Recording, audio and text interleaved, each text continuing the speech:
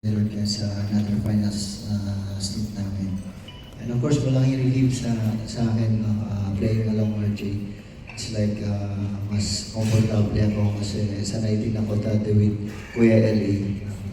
Parang may bagong Kuya LA ako na mas matanda lang ako konti. So, yun. Ni Scotty na parang LA ka raw. Parang sinabi niya kanina na para ka raw si LA Tenorio.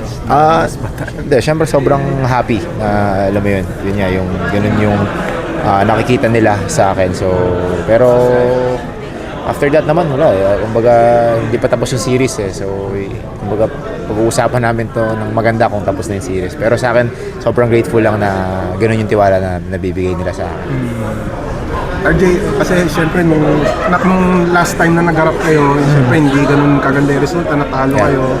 So, how different will this series now compare dun sa last time? Siguro kung sino yung pinaka may determination, sino yung may willing na makuha yung kampeonato, siya yung talaga makakuha. So, for me, to be honest, na natalo nga ng ilang conference na sa finals against Torontex. Siyempre sobrang motivated ako na makabalik dito, and sobrang thankful ako na nandito ulit ako against Torontex, and siguro we're really ready na alam mo yun, gutom sa panalo.